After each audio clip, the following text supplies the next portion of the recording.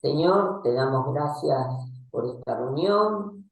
Te pido que bendigas a Juan Carlos y sus actividades, a Alejandro y sus actividades, Mirta y sus actividades, a mí y mis actividades, también a Mirta, la esposa de Alejandro. Pedimos hoy especialmente también por la salud de Mirta y también por todos aquellos que nos ven luego este video. También que el Señor los bendiga a todos, derrame sobre todos nosotros todo su amor y su misericordia, y que siempre tengamos nosotros y que aumente nuestra fe. Amén. Amén. Bueno, la última vez habíamos dicho de que íbamos a hacer algunos comentarios sobre el libro del Apocalipsis. Les había anticipado que hice el curso por Zoom y en ese curso nos recomendaron algunos libros, entre los cuales está este que les voy a mostrar en pantalla. Creo que a lo mejor por WhatsApp les informé. Este que se llama La boda del Cordero. La cena del La Cordero. cena del Cordero, perdón, la cena del Cena. Cordero. La cena del Cordero, la cena del Cordero. Y me confundí con boda porque también Claro. en el Apocalipsis está la boda del Cordero, ¿no?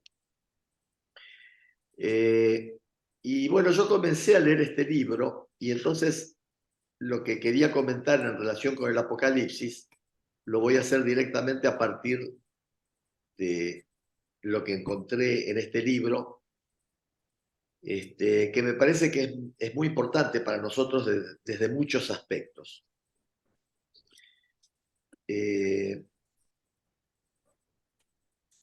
Es interesante que en este grupo convivimos de distintas comunidades eclesiales, ¿no? Porque a veces eso puede predisponer a enriquecer unos las miradas de otros. Y eso se advierte casualmente en la vida y en la obra del autor de este libro.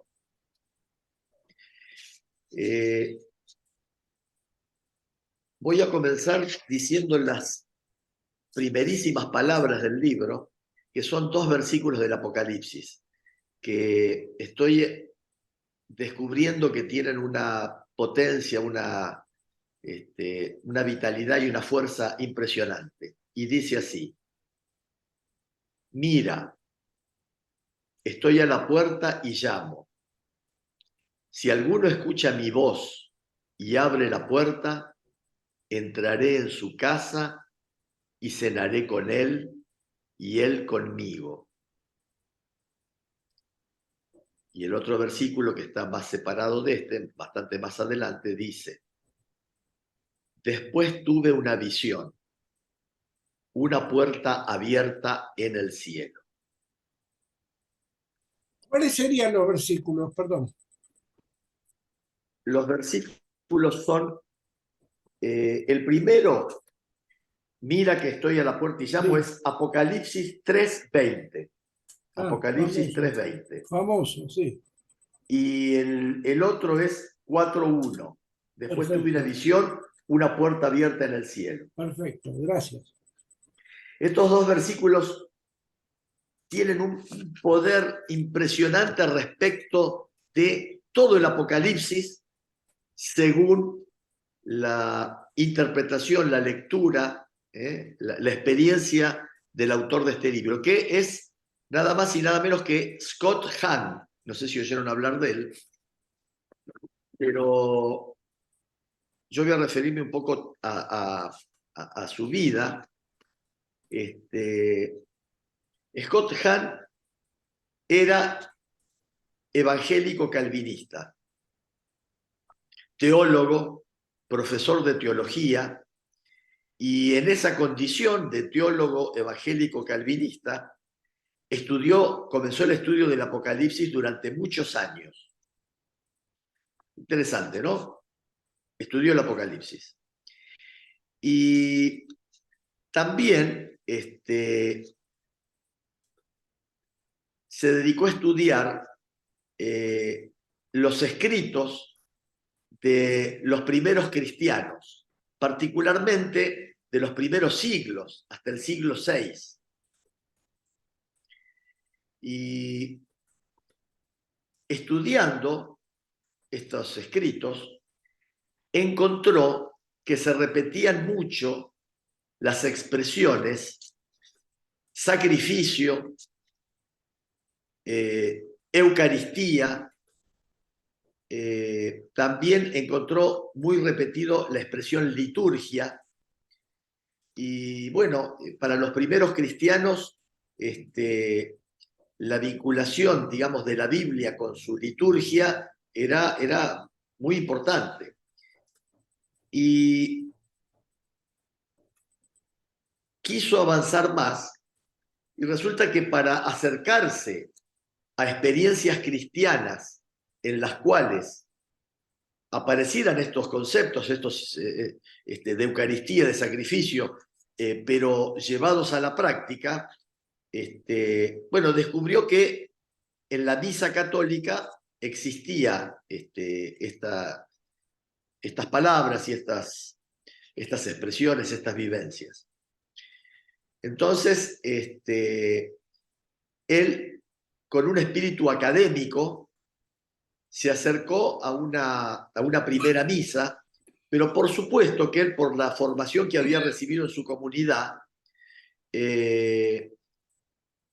dudaba de que estuviera haciendo algo correcto, porque para él la misa en general era una blasfemia, era eso lo que le habían enseñado, y además en la misa se cometían actos de idolatría.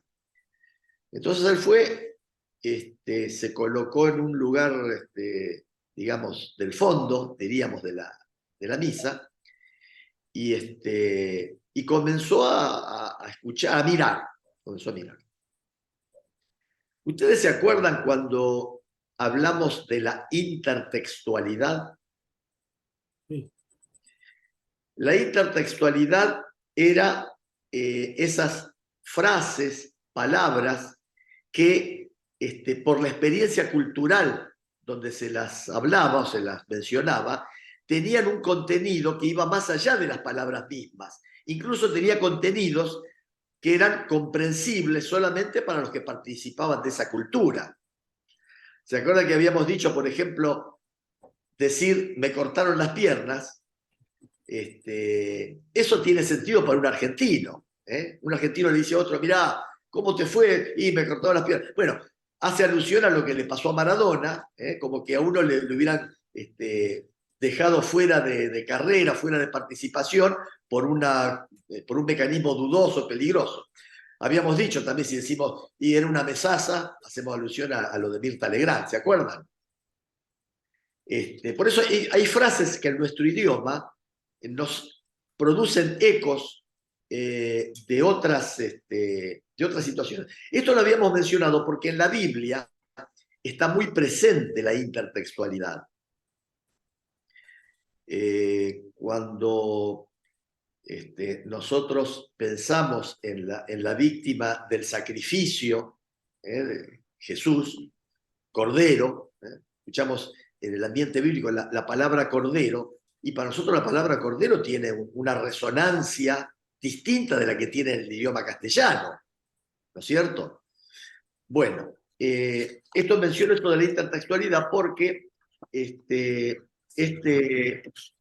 teólogo protestante, en su afán de curiosidad, de investigación y de avanzar en su conocimiento de aspectos de la fe, se acercó a su primera misa, que fue ya con un gran temor, porque él no sabía si estaba haciendo bien en hacer eso. Entonces, yo voy a comenzar a leerles un poquito lo que él mismo dice, porque me parece que es mejor escucharlo a él, ¿no? En el capítulo primero, él dice, el capítulo primero lo llama En el cielo ahora mismo, se llama el capítulo. luego aclara, dice, lo que encontré en mi primera misa. Allí estaba yo, de incógnito, un ministro protestante de paisano deslizándome al fondo de una capilla católica de Milwaukee para presenciar mi primera misa. Me había llevado hasta allí la curiosidad y todavía no estaba seguro de que fuera una curiosidad sana. Ahí está el temor de él de que posiblemente estuviera en un ambiente nocivo, perverso y peligroso para su fe y para su moral. Estudiando los escritos de los primeros cristianos, había encontrado incontables referencias a la liturgia, la Eucaristía, el sacrificio. Para aquellos primeros cristianos, la Biblia, el libro que yo amaba y amo por encima de todo, era incomprensible si se la separaba de los acontecimientos que los católicos de hoy llaman la misa. Quería entender a esos primeros cristianos, pero no tenía ninguna experiencia de la liturgia. Así que me convencí para ir y ver, como si se tratara de un ejercicio académico, pero prometiéndome continuamente que ni me arrodillaría ni tomaría parte en ninguna idolatría. Me senté en la penumbra en un banco de la parte de más atrás de aquella cripta. Interesante porque la cripta es la que está por debajo del templo. Delante de mí había un buen número de fieles, hombres y mujeres de todas las edades. Me impresionaron sus genuflexiones y su aparente concentración en la oración. Entonces sonó una campana y todos se pusieron de pie mientras el sacerdote aparecía por una puerta junto al altar. Inseguro de mí mismo, me quedé sentado. Claro, él dice, me quedé sentado porque cuando comienza la misa todos se paran. Él por la duda se quedó sentado. Como evangélico calvinista, se me había preparado durante años para creer que la misa era el mayor sacrilegio que un hombre podía cometer. La misa, me habían enseñado, era un ritual que pretendía volver a sacrificar a Jesucristo. Así que permanecería como mero observador. Me quedaría sentado con mi Biblia abierta junto a mí, como si fuera una roca de ayuda, ¿no? Sin embargo, a medida que avanzaba la misa, algo me golpeaba. La Biblia ya no la sentía junto a mí, estaba delante de mí, en las palabras de la misa. Una línea era de Isaías, otra de los Salmos, otra de Pablo. La experiencia fue sobrecogedora. Me vinieron ganas de gritar, quería interrumpir a cada momento y decir, ¿puedo explicar en qué sitio de la Escritura sale eso? Es decir, preguntaba, le venía a la gana, ¿quiere que les diga de dónde sale eso que están leyendo? Esto es fantástico. Aún mantenía mi posición de observador distante. Permanecía al margen hasta que oí al sacerdote pronunciar las palabras de la consagración. Esto es mi cuerpo, este es el cáliz de mi sangre. Sentí entonces que toda mi duda se esfumaba. Mientras veía al sacerdote alzar la blanca hostia, sentí que surgía de mi corazón como una plegaria, un susurro. Señor mío y Dios mío, realmente eres tú. Desde ese momento era lo que se podría llamar un caso perdido. No podía imaginar mayor emoción en la que habían obrado en mí esas palabras. La experiencia se intensificó un momento después, cuando oí a la comunidad recitar Cordero de Dios, Cordero de Dios, Cordero de Dios, y el sacerdote responder, este es el Cordero de Dios, mientras levantaba la hostia. En menos de un minuto, la frase Cordero de Dios había sonado 4 veces. Con muchos años de estudio de la Biblia, sabía inmediatamente dónde me encontraba. Estaba en el libro del Apocalipsis, donde Jesús se llama Cordero no menos de 28 veces, a lo largo de 21 capítulos. Estaba en la fiesta de bodas que describe San Juan al final del último libro de la Biblia. Estaba ante el trono celestial donde Jesús es aclamado eternamente como Cordero. No estaba preparado para esto. Sin embargo, estaba en misa. Regresaría a misa al día siguiente y al siguiente y al siguiente. Esto de la intertextualidad, les cuento porque este hombre, que era un profundo conocedor de la Biblia, cuando escucha las palabras pronunciadas en el acto, en la misa, le retumban a él. Eran frases que él las tenía muy acuñadas en su alma. Bien, cada vez que volvía, descubría que se cumplían ante mis ojos más escrituras. O sea, al ver reflejado en el acto litúrgico, ve puestas en acción, en sonido, frases, contenidos de la Biblia. Los ve desarrollados. Sin embargo, ningún libro se me hacía tan visible en aquella oscura capilla como el libro de la Revelación, el Apocalipsis, que describe el culto de los ángeles y los santos en el cielo. Acá una pequeña pausa. Según este autor, él dice que el libro del Apocalipsis describe un acto litúrgico celebrado en el cielo. Porque bueno, la escena se desarrolla en el cielo porque es lo que dice el autor del Apocalipsis. Se abrió el cielo y relata lo que ve. Y él ve un altar, ve un montón de cosas. Entonces, indudablemente es un acto litúrgico en el cielo. Entonces, el Apocalipsis, que describe el culto de los ángeles y los santos en el cielo.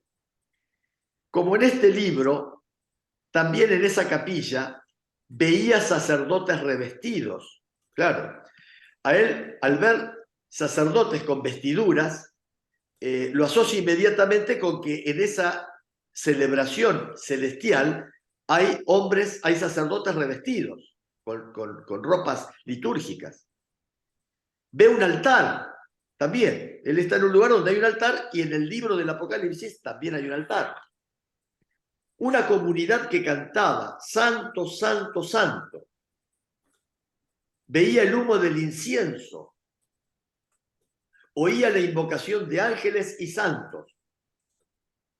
Yo mismo comencé a cantar los aleluya, puesto que cada vez me sentía más atraído hacia este culto.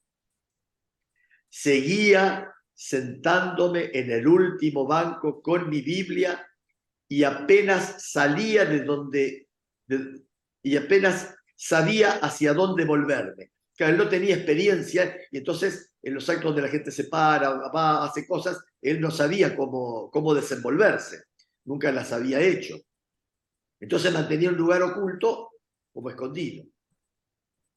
Seguía sentándome en el último banco.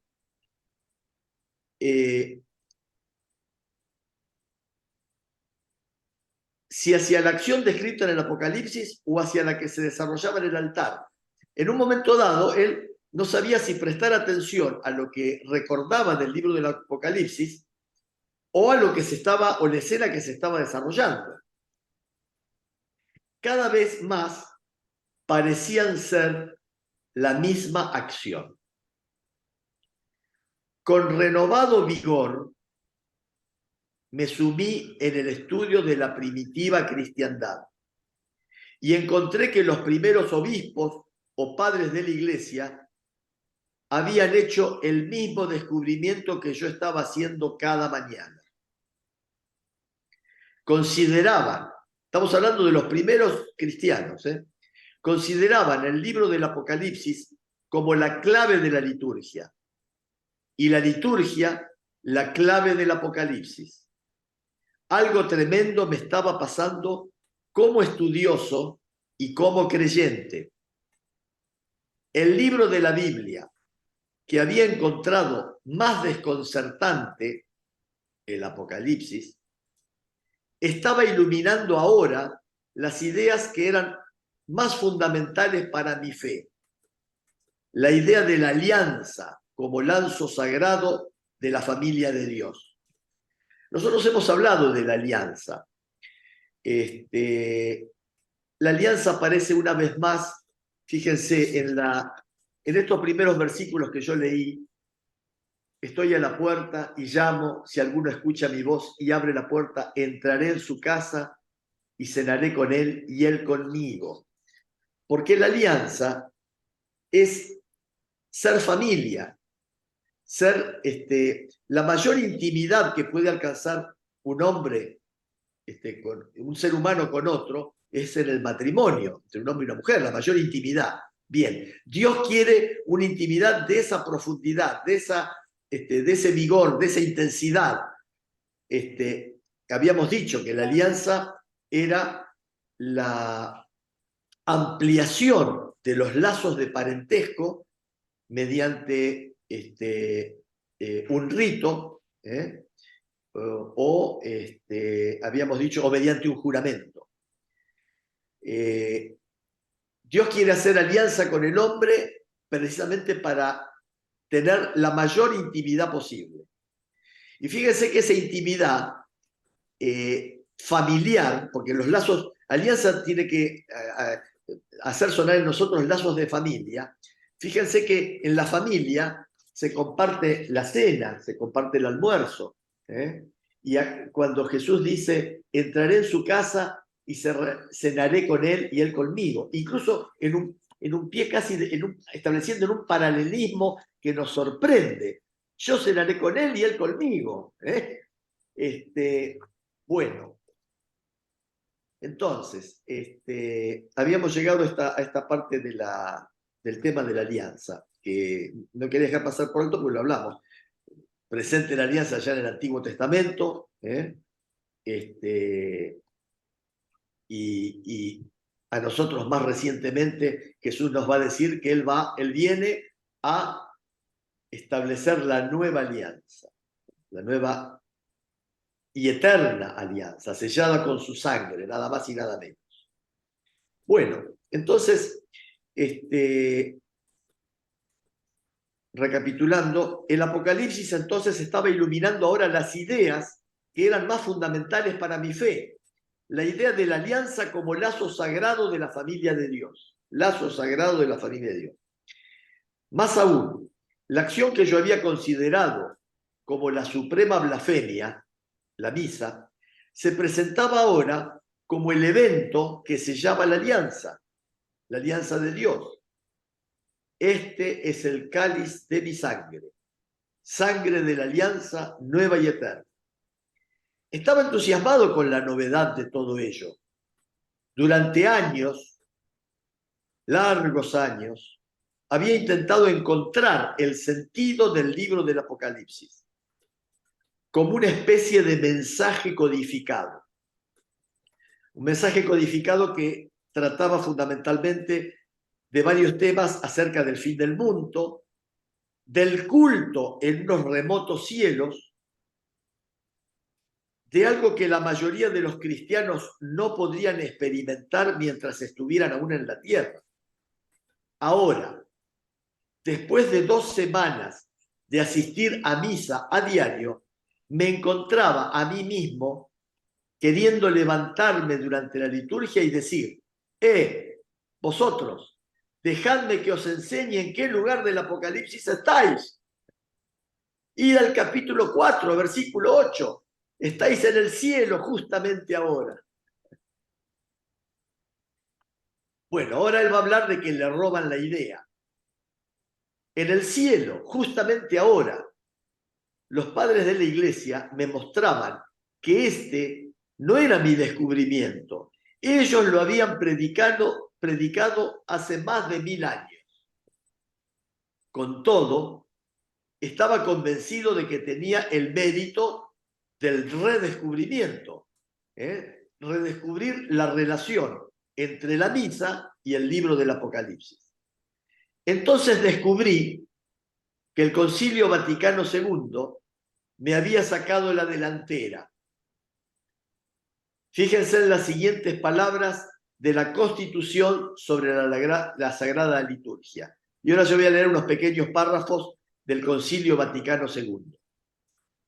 Dice así: en la liturgia terrena pregustamos y participamos en la liturgia celeste que se celebra en la ciudad santa, Jerusalén, hacia la que nos dirigimos como peregrinos, donde Cristo está sentado a la derecha del Padre, como ministro del santuario y del tabernáculo verdadero.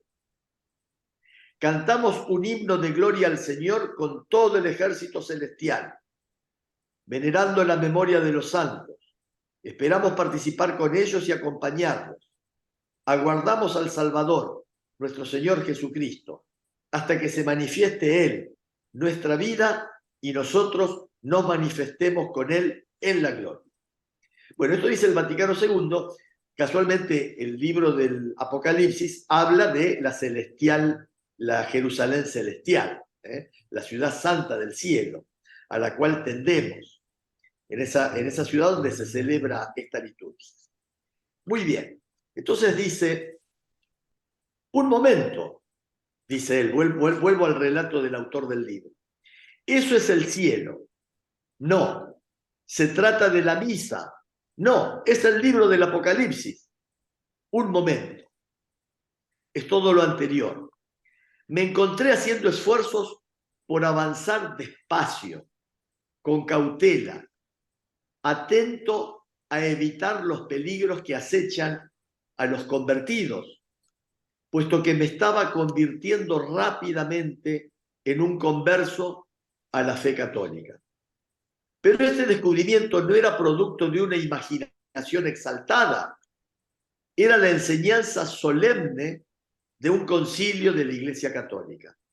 A la vez, descubriría que era también la conclusión inevitable de los estudiosos protestantes más rigurosos y honestos. Uno de ellos, Leonard Thompson, había escrito que incluso una lectura superficial del libro del Apocalipsis muestra la presencia del lenguaje litúrgico relativo al culto. El lenguaje cultual juega un papel importante, dando unidad al libro. Las imágenes de la liturgia por sí solas pueden hacer que ese extraño libro tenga sentido. Las figuras litúrgicas son centrales en su mensaje que revela. Escribe Thompson, algo más que visiones de cosas que van a venir. Muy bien. Ahora hay un pequeño subtítulo que dice próximamente y puntos suspensivos.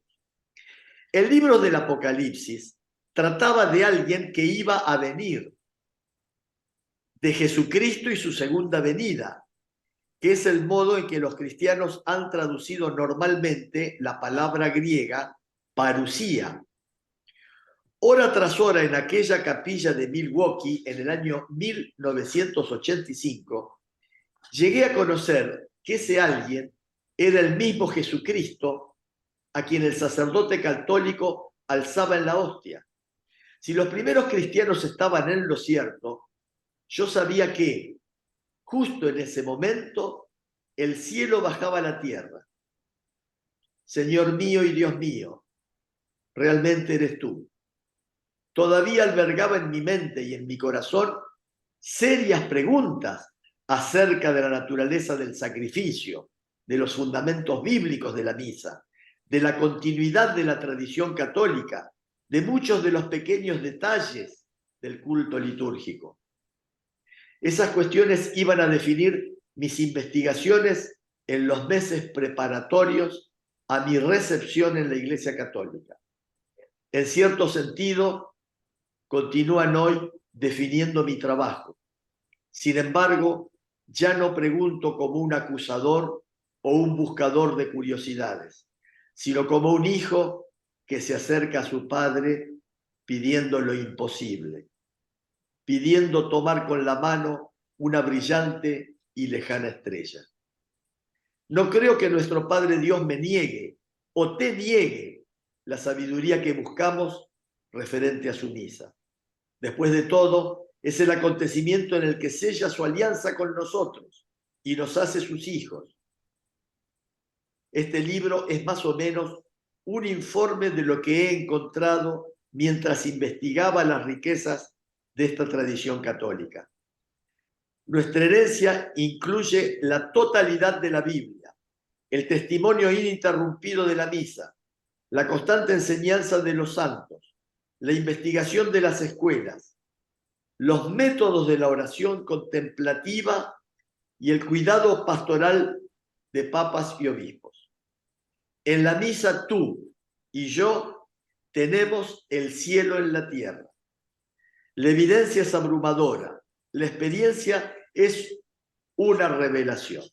Bueno, esta expresión, que la misa es el cielo en la tierra, la dijo en un momento dado el Papa Juan Pablo II en una locución pública, ¿no?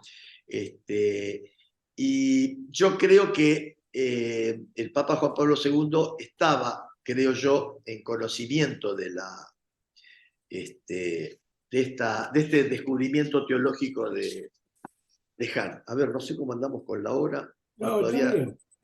Todavía tenemos un poquito de tiempo. Pero, a ver, yo sé que lo que acabo de leer, que es apenas el primer capítulo, puede ser, digamos, un poco fuerte. Pensé si realmente en este ámbito transmitirlo y contarlo, pero lo que me inspira es que, digamos, lo siento en mi corazón como un descubrimiento importante y me parece que sería, yo no diría egoísta, pero sería de tibio no querer compartirlo y expresarlo. Porque es como el tesoro que dice Jesús que el hombre descubrió en la tierra y luego compra todo para ese tesoro. Me suena un poco a eso y entonces estoy en la etapa, digamos, de ir redescubriendo. El autor, durante todo el resto del libro, va a ir, digamos, avanzando en todo lo que él descubrió. Yo no sé si les parece que continúe por ahí algún capítulo más. Hay dos prólogos que también los encontré interesantes. Y más que eso, yo leí el primer capítulo, el autor hace una introducción en el libro, porque me pareció mejor contar el primer capítulo porque está la experiencia personal de él. Y Y la experiencia personal de él es interesante porque él se va a acercar a la misa desde una situación de mucha distancia y con ojos nuevos, con ojos que los que nosotros vamos siempre a misa no los tenemos, no los vemos. Incluso él, hay un momento donde dice, los católicos han dejado de percibir lo que realmente es la misa. Y entonces, en su introducción, él dice, Cristo está a la puerta. Y dice así, de todas las realidades católicas, no hay ninguna tan familiar como la misa, con sus oraciones de siempre, sus cantos y sus gestos. La misa es como nuestra casa, pero la mayoría de los católicos se pasarán la vida sin ver más allá de la superficie de unas oraciones aprendidas de memoria. Pocos vislumbrarán el poderoso drama sobrenatural en el que entran cada domingo.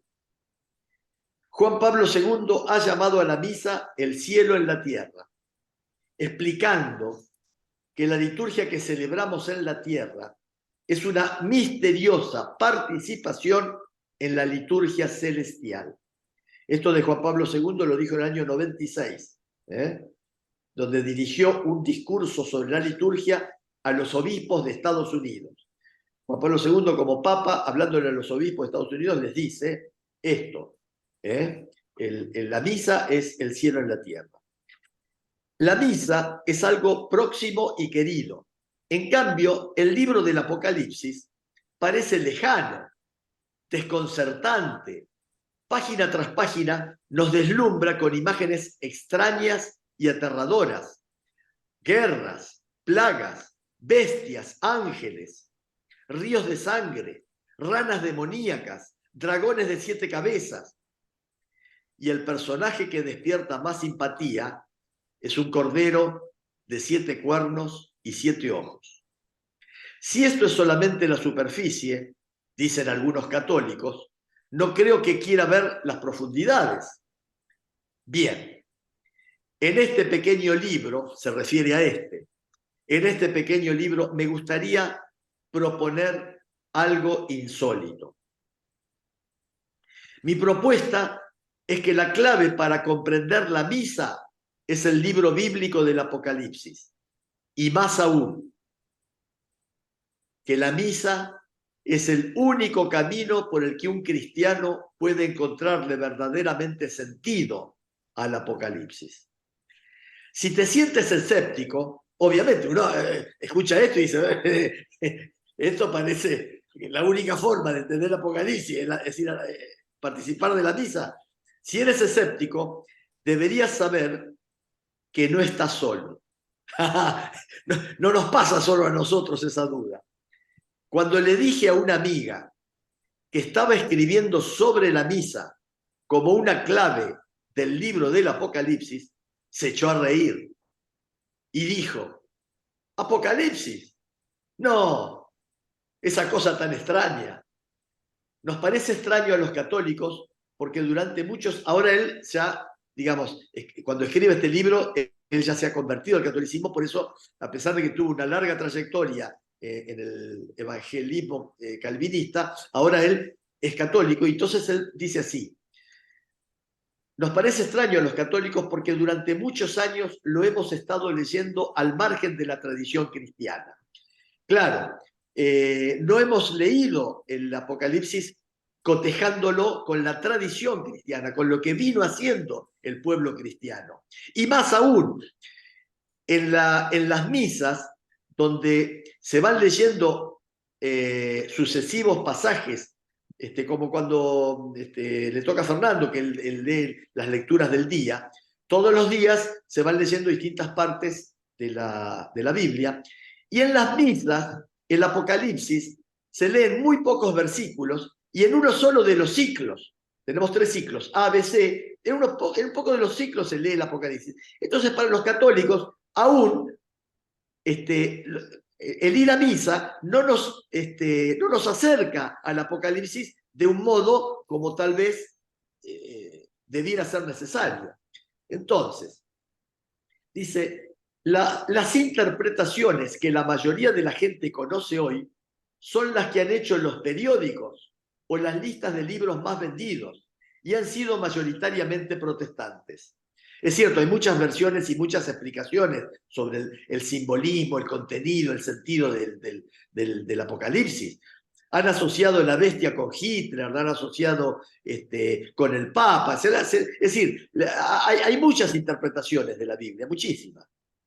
Entonces, la mayoría son libros generalmente del ambiente protestante. Y dice, lo sé por propia experiencia. Llevo estudiando el libro del Apocalipsis más de 20 años. Oh, más de 20 años. Hasta 1985 lo estudié como ministro protestante.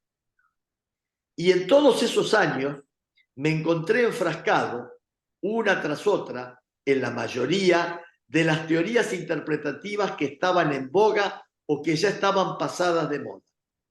Probé con cada llave, pero ninguna pudo abrir la puerta.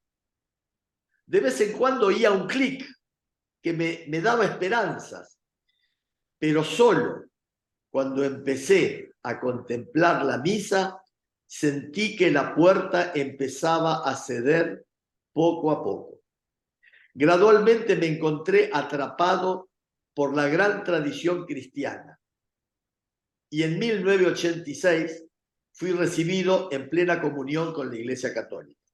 Después de eso, las cosas se fueron aclarando en mi estudio del libro del Apocalipsis. Después tuve una visión, una puerta abierta en el cielo. Apocalipsis 4:1. Y la puerta daba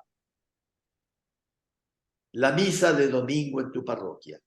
En este momento puedes replicar que tu experiencia semanal de la misa es cualquier cosa menos celestial. Ahora va a decir algo que sí, que nos pasa a los católicos. De hecho, se trata de una hora incómoda, interrumpida por bebés que chillan, desabridos cantos desafinados, homilías que divagan sinuosamente y sin sentido, y gente a tu alrededor vestida como si fueran a un partido de fútbol, a la playa o de excursión. Aún así, insisto en que realmente estamos en el cielo cuando vamos a misa.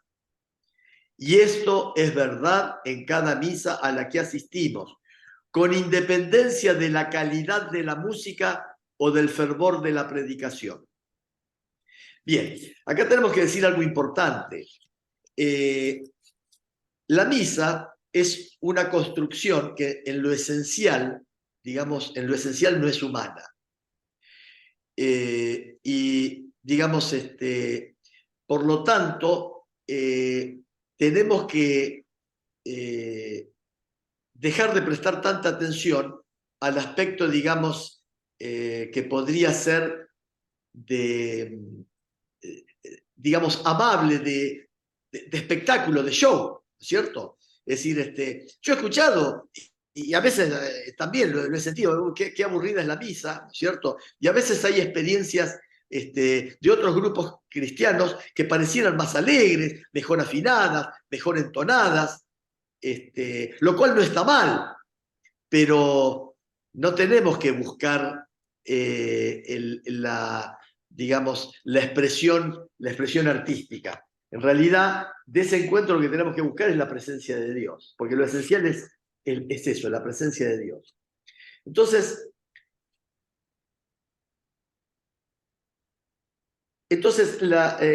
no se trata de aprender a mirar el lado bueno de liturgias descuidadas, ni de desarrollar una actitud más caritativa hacia los que cantan sin oído.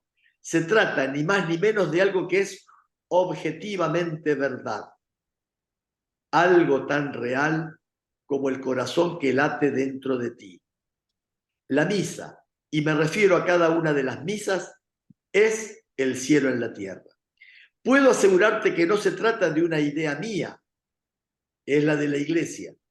Tampoco es una idea nueva, Existe aproximadamente desde el día en que San Juan tuvo su visión del Apocalipsis. Pero es una idea que no la han entendido los católicos de los últimos siglos. La mayoría de nosotros admitirá que queremos sacar más de la misa. Bien, no podemos conseguir nada mayor que el cielo mismo.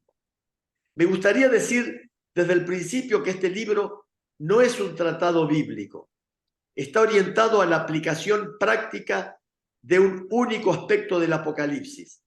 Y nuestro estudio está lejos de ser exhaustivo. Los que escriben debaten interminablemente sobre quién escribió el libro del Apocalipsis, cuándo, dónde y por qué y en qué tipo de pergamino. En este libro no me voy a ocupar de esas cuestiones con gran detalle. Tampoco he escrito un manual de rúbricas de la liturgia.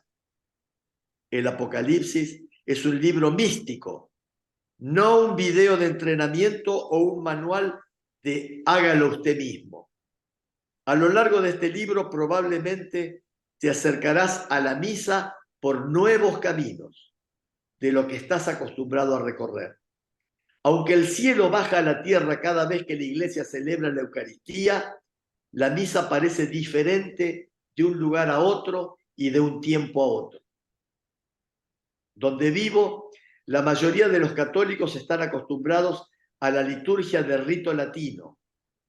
De hecho, la palabra misa propiamente se refiere solo a la liturgia eucarística de rito latino. Pero hay muchas liturgias eucarísticas en la Iglesia Católica. Está la liturgia ambrosiana, la armenia, bizantina, caldea, copta, malabar, malancár, maronita, melquita, rutena, entre otras. Cada una tiene su propia belleza, cada una tiene su propia sabiduría, cada una nos muestra un rincón diferente del cielo en la tierra. Investigar la cena del Cordero me ha dado nuevos ojos para ver la misa. Rezo para que la lectura de este libro te dé nuevos ojos para ver la misa, te dé ese mismo don. Juntos pidamos también un corazón nuevo para que a través del estudio y la oración crezcamos más y más en amor a los misterios cristianos que nos ha dado el Padre. El libro del Apocalipsis nos mostrará la misa como el cielo en la tierra. Ahora sigamos sin dilación porque el cielo no puede esperar. Bueno, entonces, Amén. hasta aquí Bueno, Juan Carlos, sí. tenemos a Mirta. Alejandro, ¿está Mirta? Ah, hola Mirta. Ah, no la vi. Ah, Está tenés razón. muteado. Se ¿Nos acaba de escuchás, Mirta? conectar. Hola, Desde Mirta. Portugal. Por ahí No, escucha, pero no puede hablar. claro, por ahí no puede hablar. Bueno, cuando pueda Claro. nos va a hablar. Bueno, esto era básicamente lo que un poco quería compartirles. No sé. ¿Puedo comentar algo? Sí, sí, sí, sí. ¿Terminaste? ¿Ya Sí, sí, sí, terminaste? sí. No, quisiera escuchar tus comentarios. Fernando, ¿usted quiere comentar algo? No, yo lo único que le preguntaría, Juan, ¿a quién se refiere cuando escribe el Apocalipsis? Porque sobre eso hay mucho, o sea, como dijo usted, tienen, o sea, ¿A quién va dirigido el Apocalipsis? sí, Juan, sí, dice que a los cristianos romanos de esa época.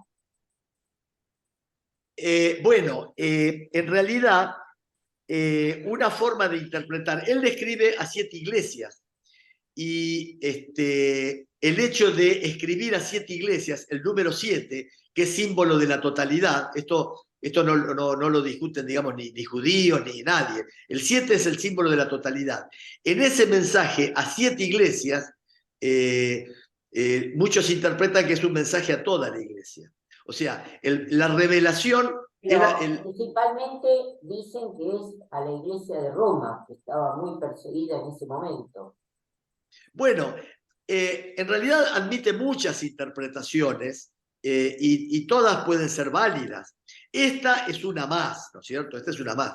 Pero, digamos, las persecuciones de las que habla el Apocalipsis pueden referirse a las persecuciones de los judíos. Primero los cristianos fueron perseguidos por los judíos, después fueron perseguidos por Nerón, después fueron perseguidos por Domiciano en distintos momentos. Y cuando él habla de persecuciones, puede referirse a cualquiera de esas tres.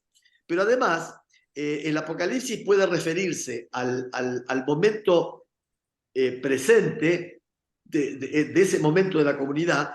Hay algunos que lo refieren al futuro y hay algunos que lo refieren a la experiencia, digamos, personal, cristiana de uno con Dios, y entonces es como que es un libro en permanente presente. Acá, digamos, lo que este autor va a descubrir por esta experiencia tan singular, es que él va a ver en la misa, va a ver reflejado el libro del Apocalipsis. Yo me tomé la tarea así muy sencilla, ¿no? De expresar, de ver, a ver algunos de esos puntos de contacto. Por ejemplo, en todas las iglesias católicas, fundamentalmente en las basílicas, en las catedrales, en las más importantes, debajo del altar hay restos de mártires. Hay restos de mártires, reliquias de mártires. Yo la única referencia que tenía era que en las catacumbas, donde enterraban a los mártires, los cristianos, cuando eran perseguidos, celebraban la fracción del pan, celebraban sus misas sobre las tumbas de los mártires. Es decir, usaban de altar sobre los muertos de los mártires. En el libro del Apocalipsis va a describir, por ejemplo, que en esa liturgia celestial del cielo va a decir que la sangre de los mártires, que están en el altar en el cielo, va a decir eso. Y hay un montón de otros elementos más, el hecho de la existencia del altar, la existencia del cordero, el cordero presidiendo, el cordero que nadie podía entender los sellos del libro que aparece en el Apocalipsis. El único que podía develarlo era el cordero. Y realmente nosotros vemos que el único que puede develarnos todo el contenido del Antiguo Testamento y hacerlo presente y actualizarlo y hacerlo vida es Jesucristo. Cuando decimos que leemos la Biblia en clave cristológica, es porque lo hacemos desde la perspectiva que nos dio Cristo con su obra y con sus palabras. Pero me gustaría escucharlo a Alejandro. Hola Mirta, ¿cómo estás? Ahora te escuchamos.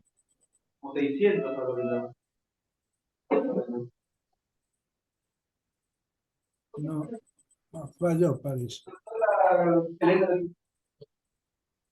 Está y hay otra persona más con ella. Para que quede, entonces ahí. Ahí está. ¿Con quién estás, Mirta?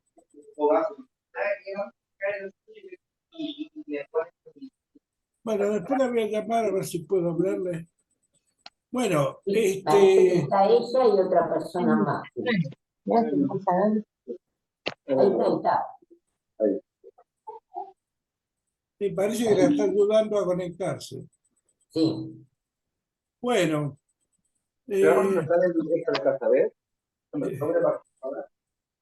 A ver. Ahí está. Bueno. Ahí está. Habla, Mirta, habla, saludá y después yo hablo, porque si no se superpone.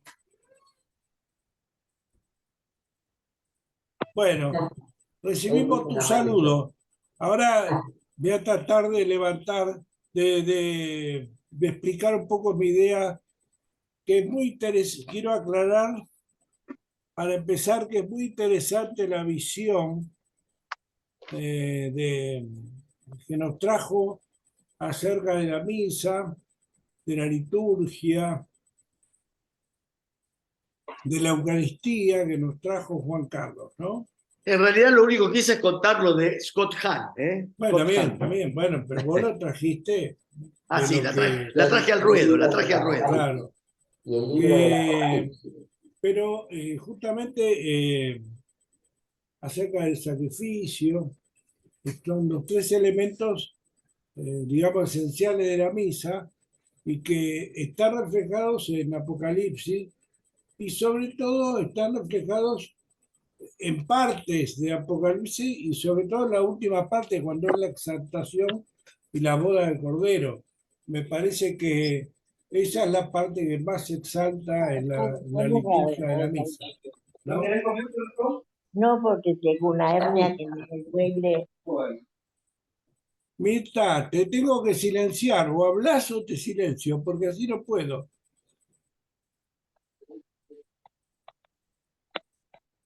Bueno, entonces, el tema que trajo, yo quería agregar una pequeña parte de la Biblia que está en Efesios 2.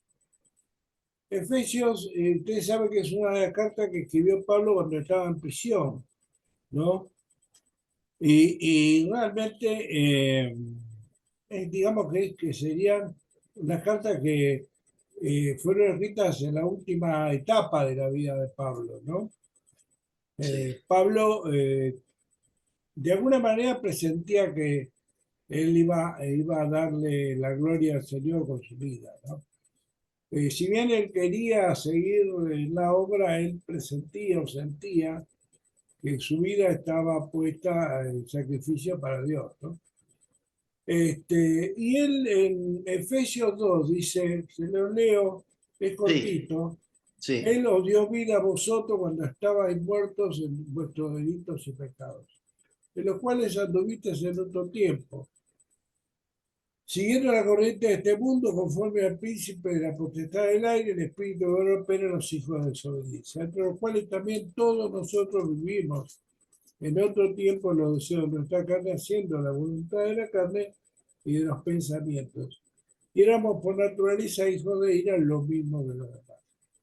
Pero Dios, que es rico en misericordia por su gran amor con que nos amó, aun estando nosotros muertos en pecado, nos dio vida juntamente con Cristo, por gracia sois salvos, y juntamente con Él nos resucitó y nos hizo sentar en los lugares celestiales con Cristo Jesús, para mostrar en los siglos venideros las abundantes riquezas de su gracia, en su bondad para con nosotros en Cristo Jesús. Bueno, hasta ahí lo que quería compartir. Con esto, evidentemente, el apóstol Pablo está haciendo hincapié desde el momento que nos convertimos y realmente el Señor nos da nueva vida, se une nuestra vida espiritual, se une con Cristo en los cielos, o sea, nos lleva a la presencia misma de Dios, ¿no? Es coincidente esto con lo que comentabas muy bien, Juan Carlos, acerca de la misa, porque en definitiva la misa lo que quiere hacer es llevarnos a la presencia de Dios y a la presencia del Cordero, que en definitiva es lo mismo, en un acto de alabanza en el momento de la boda del Cordero, ¿no? O sea que todo el plan de Dios siempre es el mismo, en el sentido de que el hombre en la misa, y esto también es una cosa a subrayar, en la misa, en el momento de la misa, o inclusive en un momento como este, en que estamos invocando a Dios, ¿no? Estamos alabando a Dios, o lo puedo llevar a, si quiere, al desierto, cuando Moisés estaba con la zarza y Dios le dijo, sácate el calzado de tus pies porque el lugar que estás pisando es santo. Todo momento de comunión con Dios eleva al hombre a la presencia de Dios. A eso me quiero referir, ¿no? Entonces, eh, eh, lo cual es sumamente importante y da trascendencia a la al hecho de que es fundamental comprender eso. Cualquiera sea, con Fernando compartíamos, si quieren, no la misma liturgia que había en la Iglesia Católica, ni siquiera en la nuestra, en nuestra iglesia más de corte evangélico, pero compartíamos un encuentro con los abuelos. En ese momento también estaba toda la gloria de Dios, eso es lo que quiero decir. Inclusive cuando yo me junto a la noche con mi señora, somos dos y oramos, y en ese momento está toda la gloria de Dios. Dios no se divide, Dios no está dividido. No, oiga, vos te voy a dar el 1%, con el otro el 2%, y si son 10 hay un 10%. No, Dios está siempre el 100%. Y siempre tenemos toda la potencia del Espíritu Santo en nuestro encuentro con Él. Ya sea en la Iglesia Católica, en la Evangélica, en mi casa con mi esposa, porque es un encuentro con Dios. Acá dice que están los muertos, muertos. El muerto no puede hacer nada. Nos dio vida juntamente con Cristo y nos hizo sentar en lugares celestiales. Quiere decir que en realidad la potencia de Dios es la que hace eso. Un muerto no puede hacer nada. El muerto lo único que puede hacer, lamentablemente, es ir bajo tierra y se queda ahí hasta que desaparece de este mundo. Pero la potencia de Dios hace que el espíritu se vivifique y pueda estar eternamente con Cristo. Y yo me encantó lo que vos dijiste, Juan Carlos, de esa visión de querer resaltar la etapa de la boda del Cordero y la presencia del Cordero en la misa, pero lo que quiero resaltar es que esa potencia divina está siempre que nosotros lo buscamos. Dios está siempre íntegramente en el momento que lo buscamos, y eso es una cosa que tenemos que concientizarnos y fundamentalmente entender que cuando uno se convierte a Cristo, Dios está, yo diría, 24/7, 24 horas por 7 días. No está en el momento de la misa solo. Está 24 horas por 7 con nosotros. Y tenemos que vivir frente a ese Dios las 24 horas por 7. Aún reconociendo nuestros pecados y debilidades, tenemos que saber que ese Dios está con nosotros las 24 horas por 7 días. Eso no podemos descuidarlo. Porque a veces se cae un poco la tentación de decir, estuve en el cielo, ahora bajo la tierra y lo dejo al cielo en paz y yo me dedico a mis negocios en la tierra. Ojo con eso. No nos confundamos. En realidad estamos siempre con el Señor. Cuando nos entregamos a Cristo, no es que nos tomamos un avioncito y nos vamos al cielo y después volvemos a la tierra. No, estamos verdaderamente comprometidos con Dios todo el día. Aún cuando nos equivocamos, cuando pecamos, cuando acertamos, siempre estamos con Dios las 24 horas. Y y tenemos que tratar de vivir en ese tono, en esa búsqueda, que lamentablemente a veces no lo podemos hacer como nos gustaría, ¿no? Pero es así para mí, ¿no? Y me encantó lo que comentaste y enriquece mucho, pero yo invitaría a los que escucharon la reunión de hoy que piensen que esa misma liturgia en espíritu la pueden tener aún en su casa, orando delante de Dios, con su esposa, con sus amigos, con su gente querida. Porque toda la espiritualidad de Dios está presente en el momento que lo invocamos. ¿Me explico? Entonces, que después nosotros agarramos la Biblia y leamos, por ejemplo, el Apocalipsis, y todo esto que vos decías, lo veamos con ojos más profundos, me parece extraordinario, ¿no? Y veamos la divinidad. Ahí vino Mirta. Alejandro, Ahí está. Hola Mirta, desmutéelo, así la puede hablar. ¿cómo estás?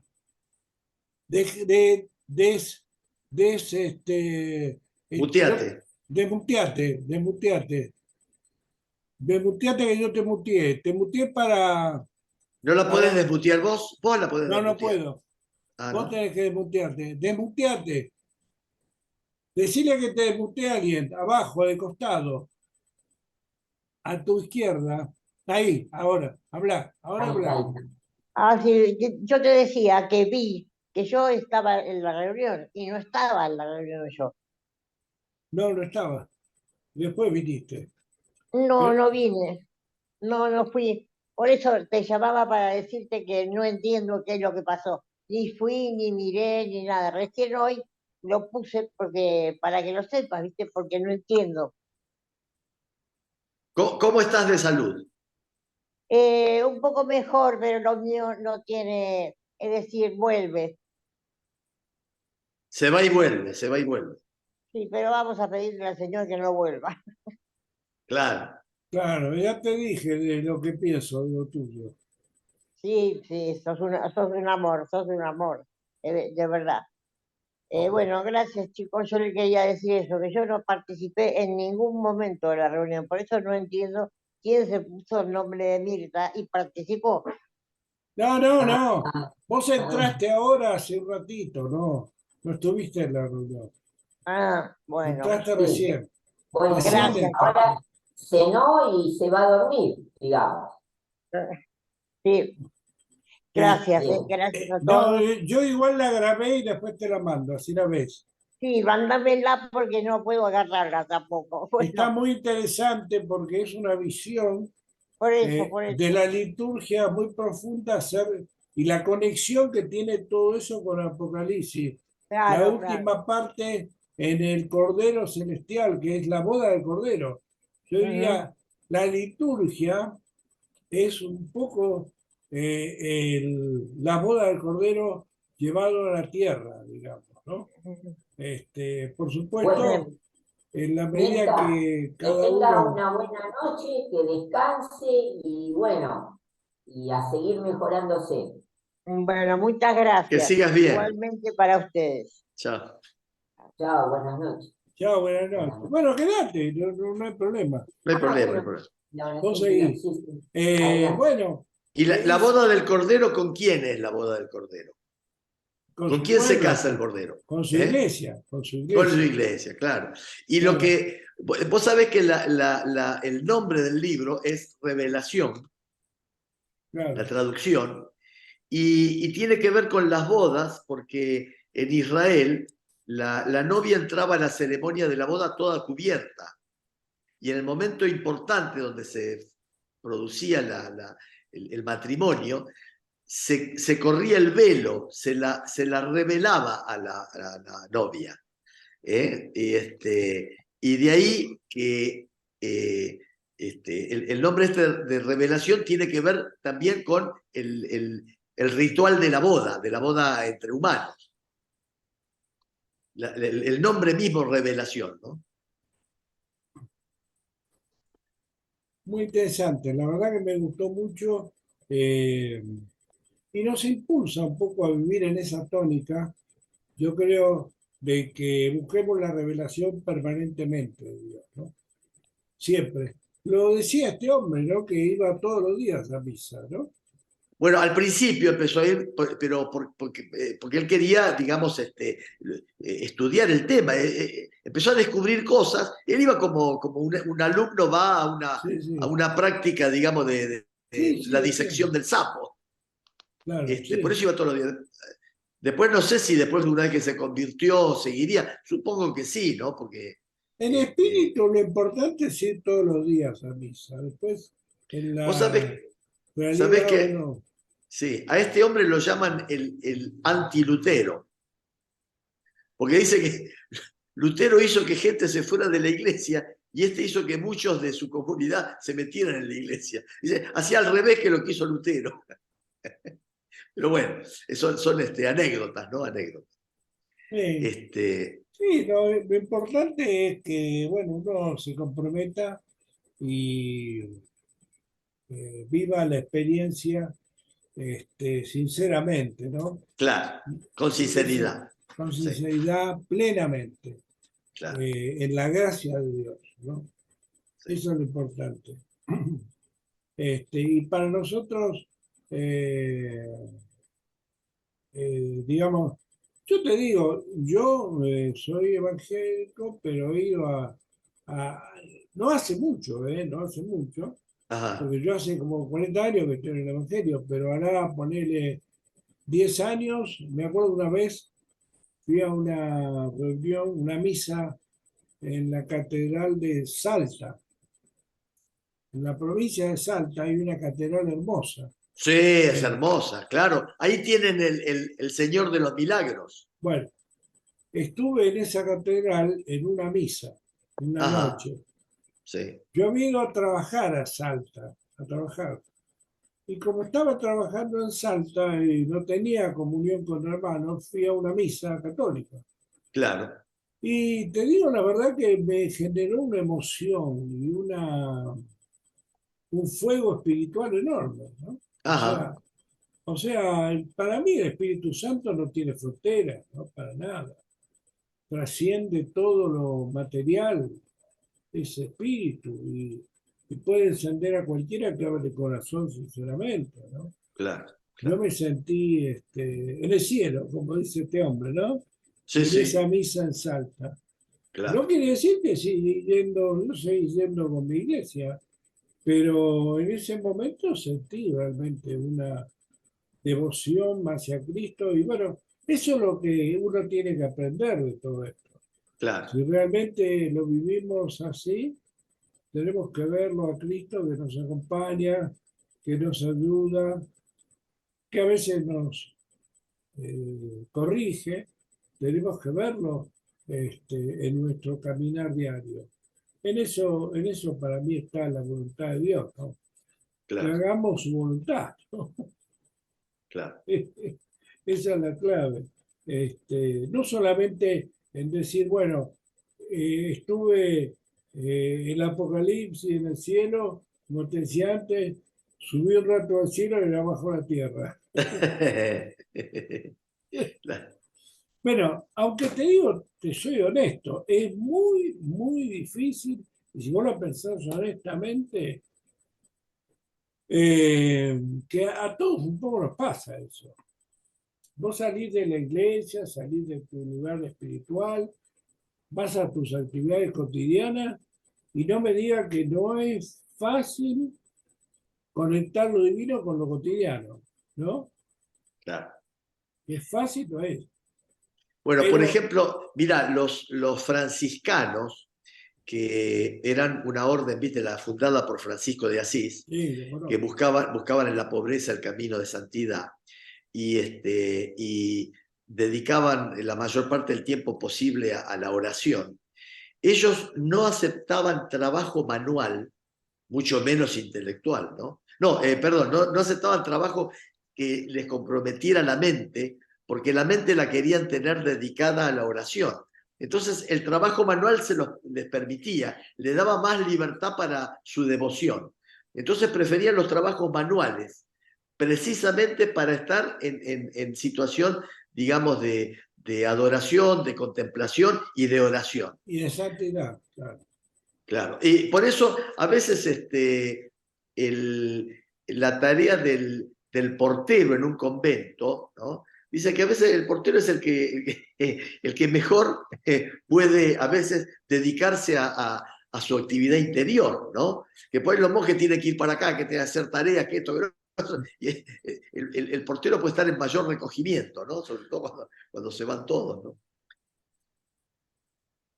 Bueno, chicos, la verdad que es muy interesante. Este, bueno, voy a hacer una pequeña oración de cierre Muy bien. y como siempre, te agradezco, Juan Carlos, la verdad que No, yo les agradezco a me ustedes agradó, el que exista este espacio. me agradó mucho. Espero que, porque acá no hacemos política partidista, digamos, ¿no? Somos Sí, cristianos y claro, ponemos a Cristo por encima de todos. claro. Espero que tanto católicos como evangélicos, como luteranos, como lo que sea, de la gran familia cristiana, después de una reunión como esta, Cristo arda un poco más en los corazones. Y que eso es lo esencial, ¿no? Que Cristo arda en los corazones y que viva todos los días con nosotros. Y le agradezco a todos los que lo escuchen, a todos los que participan, a todos nos pueden comentar cosas en los comentarios una vez que lo subimos a YouTube. Pueden participar los que gusten de esta reunión, lo vamos a recibir con gusto, basta que nos manden un teléfono, les vamos a mandar un link. Somos cristianos y estamos abiertos inclusive a escuchar opiniones dichas con respeto distintas a las nuestras.